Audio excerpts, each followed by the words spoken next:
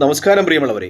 വാഹന മോഡിഫിക്കേഷനോടനുബന്ധിച്ച് ഒരു ചെറുപ്പക്കാരൻ മുഖ്യമന്ത്രി വി.ഡി. സതീശനോട് ചോദിച്ച ചോദ്യവും അതിന് അദ്ദേഹം നൽകിയ മറുപടിയും അതിനോടനുബന്ധിച്ച് അദ്ദേഹം കാണിച്ച ചില ആംഗ്യങ്ങളുമൊക്കെ സോഷ്യൽ മീഡിയയിൽ വലിയ ചർച്ചയാകുകയാണ്. എന്തായാലും രാഷ്ട്രീയത്തിൽ വളരെ വലിയ താല്പര്യമൊന്നുമില്ലാതിരുന്ന ന്യൂ ജനറേഷൻ ജെൻസി കുട്ടികൾക്കൊക്കെയും ഇപ്പോൾ മുഖ്യമന്ത്രി വി.ഡി. സതീശനോട് ഒരു ആഭിമുഖ്യമുണ്ട്. അവർ അദ്ദേഹത്തെ ഇഷ്ടപ്പെടുന്നു, സ്നേഹിക്കുന്നു. ഇപ്പോൾ അവർ പൂക്കി സി.എം എന്ന പേരിൽ വി.ഡി. സതീശനെ സോഷ്യൽ മീഡിയയിൽ കൊണ്ടാടുന്നു എന്ന വാർത്ത ഇന്നും മിക്ക ദേശീയ മാധ്യമങ്ങളും റിപ്പോർട്ട് ചെയ്യുന്നുണ്ട്. എന്തായാലും നേരത്തെ ഉണ്ടായതിൽ നിന്ന് വ്യത്യസ്തമായി സൗഹാർദ്ദപരമായ ഒരു അന്തരീക്ഷം ജനങ്ങളും ഗവൺമെൻറ്റും തമ്മിൽ ഉണ്ടാകുന്നു എന്ന് തന്നെ ഒരു മികച്ച മാറ്റമായി നമുക്ക് ഉദാഹരിക്കാം.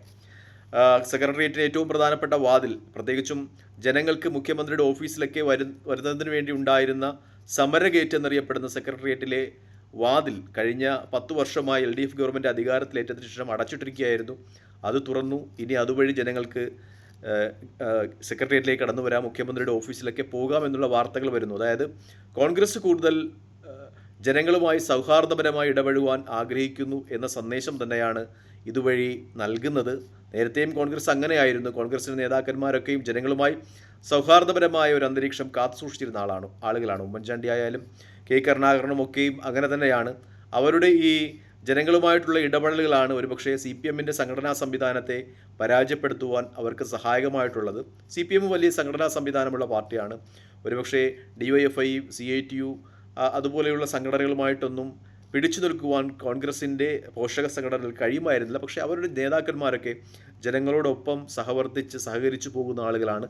അവരുടെ ജനകീയതയിലാണ് മിക്കപ്പോഴും കോൺഗ്രസ് ഇലക്ഷനിൽ വിജയിച്ചു വരുന്നത്. പക്ഷേ കോൺഗ്രസ് സംബന്ധിച്ച് ചില സമയങ്ങളിലൊക്കെ അത് തിരിച്ചടിയായിട്ടുണ്ട് എന്നതും യാഥാർത്ഥ്യമാണ്. പ്രത്യേകിച്ചും 2011 മുഖ്യമന്ത്രിയുടെയൊക്കെ ഓഫീസിൽ ഉമ്മൻചാണ്ടി മുഖ്യമന്ത്രിയായിരിക്കുന്ന സമയത്ത് ആർക്കും കടന്നു വരാൻ കഴിയുമായിരുന്നു. അങ്ങനെ കടന്നു വന്ന സരിത എന്ന് പറയുന്ന ഒരു സ്ത്രീയുടെ പ്രവർത്തന ഫലമായിട്ടാണ് കഴിഞ്ഞ 10 വർഷം കോൺഗ്രസ് അധികാരത്തിന് പുറത്ത് ഇരിക്കേണ്ടി വന്നത് എന്നൊരു യാഥാർത്ഥ്യം കൂടി നമ്മൾ മനസ്സിലാക്കേണ്ടതുണ്ട്. അതുകൊണ്ട് തന്നെ ജനങ്ങളോട് സൗഹാർദ്ദപരമായി പെരുമാറുമ്പോൾ തന്നെ കടന്നുവരുന്ന ആളുകളുടെ ഒരു പശ്ചാത്തലം കോൺഗ്രസിൻ്റെ പ്രവർത്തകരും നേതാക്കന്മാരും മുഖ്യമന്ത്രിയും ഒക്കെ ശ്രദ്ധിക്കണം എന്നാണ് ആ പ്രസ്ഥാനത്തെ ഇഷ്ടമുള്ള ഒരാൾ എന്ന രീതിയിൽ എനിക്ക് പറയാനുള്ളത്. പ്രത്യേകിച്ചും കഴിഞ്ഞ ദിവസങ്ങളായി മുഖ്യമന്ത്രി വി.ഡി. സതീശനെ പ്രകീർത്തിച്ചുകൊണ്ട് ചില പോസ്റ്റുകളൊക്കെയും കാണുന്നു. അതിൽ നേരത്തെ ഒരാൾ ആ പെൺകുട്ടിയുടെ പേര് ഞാൻ പറയുന്നില്ല, രാഹുൽ മാങ്കൂട്ടത്തെ ആ കേസുമായി ബന്ധപ്പെട്ട് ആദ്യം പരാമർശിച്ച ആ വ്യക്തിത്വം, സിനിമാ നടി എന്ന് സ്വയം പരിചയപ്പെടുത്തുന്ന ആ വ്യക്തിത്വം കഴിഞ്ഞ ദിവസം വി.ഡി. സതീശനെ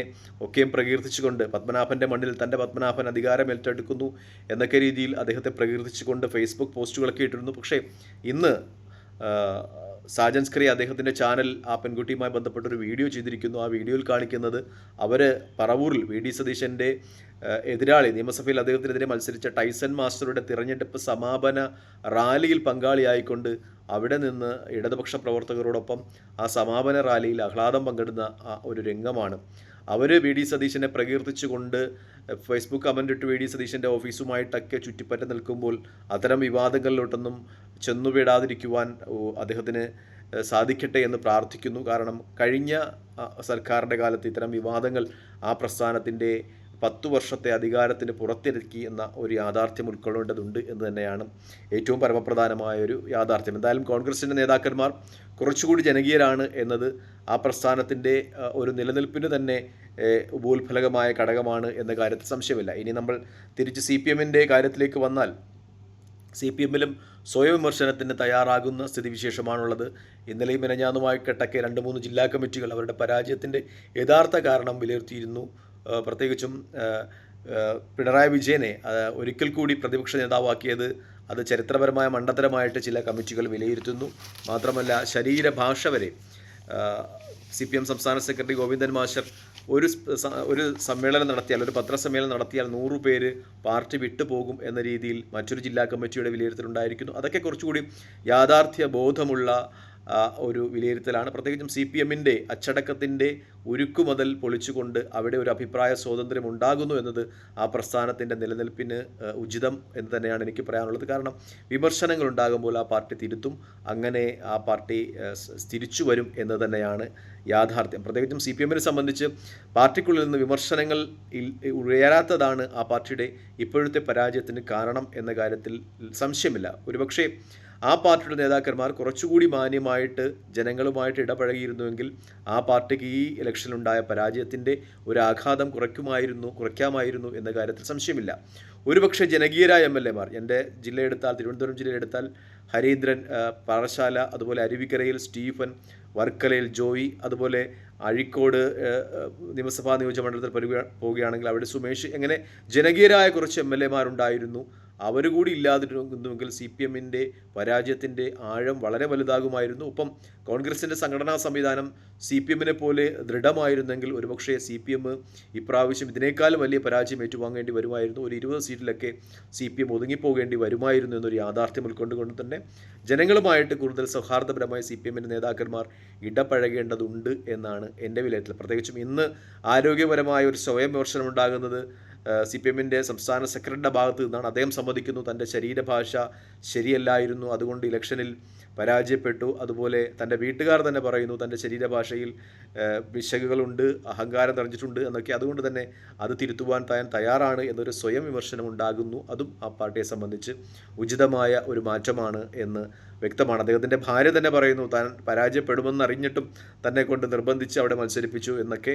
അത് ഉചിതമായ ഒരു സ്വയം വിലയിരുത്തലായി CPM-ൻ്റെ മാറുന്നുണ്ട്. അവർക്ക് തിരിച്ചു വരുവാനുള്ള സാധ്യതകൾ അത് തുറന്നിടുന്നുണ്ട്. പക്ഷേ മറ്റൊരു വിരോധാഭാസമായ സംഭവം ഇന്ന് തന്നെ CPM-ൻ്റെ ഭാഗത്ത് നടക്കുന്നുണ്ട്. CPM-ൻ്റെ ഭാഗത്ത് നിന്ന് അത് CPM-ൻ്റെ കണ്ണൂർ ജില്ലാ സെക്രട്ടറി KK രാഗേഷിൻ്റെ ഭാഗത്തു നിന്നാണ്. അദ്ദേഹം പറയുന്നത് പരാജയ കാരണം മതന്യൂനപക്ഷങ്ങളുടെ വോട്ടുകൾ അത് വർഗീയമായി ചേരിതിരിഞ്ഞത് കൊണ്ടാണ് എന്നാണ്. അങ്ങനെ ഒരു ചേരിതിരിവ് ഉണ്ടായിട്ടില്ല. കാരണം നമ്മൾ നോക്കുകയാണെങ്കിൽ ഇത്തവണ CPM ക്രൈസ്തവ ഭൂരിപക്ഷമുള്ള മേഖലയിൽ, മുസ്ലിം ഭൂരിപക്ഷമുള്ള മേഖലയിൽ, ഹൈന്ദവ ഭൂരിപക്ഷമുള്ള തെക്കൻ മേഖലയിലൊക്കെയും പരാജയപ്പെട്ടിട്ടുണ്ട് എന്നത് യാഥാർത്ഥ്യമാണ്. അത് CPM-ൻ്റെ നേതാക്കന്മാരുടെ ഒരു ധാർഷ്ട്യം കലർന്ന പെരുമാറ്റങ്ങൾക്ക്, അല്ലെങ്കിൽ ഒരുപക്ഷെ സജി ചെറിയാനെയും വിജയരാഘവനെയും പോലെയുള്ള നേതാക്കന്മാരുടെ വർഗീയ പരാമർശങ്ങൾക്കൊക്കെ ഉള്ള ഒരു തിരിച്ചടിയായിരിക്കും എന്ന കാര്യത്തിൽ സംശയമില്ല. സജി ചെറിയാനൊക്കെ പറഞ്ഞത് മലപ്പുറത്തെയും കാസർഗോഡെയും തദ്ദേശ സ്വയംഭരണ തെരഞ്ഞെടുപ്പിൽ വിജയിച്ച സ്ഥാനാർത്ഥികളുടെ പേരെടുത്താൽ നോക്കിയാൽ മതി, ആ ജില്ലകളുടെ ഒക്കെയും ഒരു സ്വഭാവം, വർഗീയ സ്വഭാവം എന്നാണ്. അതൊന്നും ഒരു നേതാവ് പറയുവാൻ പാടില്ലാത്തതായിരുന്നു എന്നൊരു യാഥാർത്ഥ്യമുണ്ട്. ഈ വിജയരാഘവൻ്റെയും സജി ചെറിയാറിൻ്റെയും ഒക്കെ നാവ് ഒന്ന് അടക്കി വെച്ചാൽ തന്നെ CPM-ന് തിരികെ വരുവാൻ കഴിയും എന്ന് തന്നെയാണ് എൻ്റെ ഒരു വിലയിരുത്തൽ. അതുപോലെ ഈ വർഗീയപരമായ വിവാദ പ്രസ്താവനകൾ നടത്തുന്ന വെള്ളാപ്പള്ളിയോ ഒക്കെ നിരാകരിച്ചാൽ CPM എന്ന് പറയുന്ന പ്രസ്ഥാനത്തിന് തിരിച്ചു വരുവാനുള്ള സാധ്യതകൾ കൊണ്ട്, പ്രത്യേകിച്ചും അവരുടെ പാർട്ടിയിൽ സ്വയം വിമർശനം നടക്കുന്നുണ്ട് എന്ന് തന്നെയാണ് ഇന്ന് വിവിധ ജില്ലാ കമ്മിറ്റികളുടെ ഒക്കെയും ഒരു പ്രസ്താവന വരുമ്പോൾ വ്യക്തമാക്കുന്നത് എന്നൊരു യാഥാർത്ഥ്യമുണ്ട്. CPM-നെ സംബന്ധിച്ച്, കോൺഗ്രസ് സംബന്ധിച്ച് അവർ ശ്രദ്ധാപൂർവം നീങ്ങേണ്ട ഒരു സമയമാണിത്. കാരണം BJP അവസരം പാർത്തിരിക്കുന്നുണ്ട്. നേരത്തെ പോലെ നിയമസഭയിൽ അവർക്ക് സീറ്റില്ലാത്ത അവസ്ഥയല്ല. 3 നിയമസഭാ സാമാജികരുണ്ട്. അതുകൊണ്ട് മന്ത്രിമന്ദിരങ്ങൾ അത് ജനങ്ങൾക്ക് തുറക്കപ്പെടുന്നതോടൊപ്പം തന്നെ അനർഹരായർ അവിടെ കയറി നിരങ്ങാതിരിക്കുവാൻ ശ്രദ്ധിക്കണം. അതുപോലെ CPM-നെ സംബന്ധിച്ച് അവരുടെ നേതാക്കന്മാരുടെ കർക്കശ സ്വഭാവങ്ങളൊക്കെ മാറ്റി ജനങ്ങളുമായി സൗഹാർദ്ദപരമായി നീങ്ങണം എന്നാണ് എൻ്റെ ഒരു അഭ്യർത്ഥന. തൽക്കാലം ഈ വീഡിയോ ഇവിടെ വാങ്ങിയാണ്. മറ്റൊരു വീഡിയോ കാണുന്നവരെ നന്ദി, നമസ്കാരം, ജയ് ഹിന്ദ്.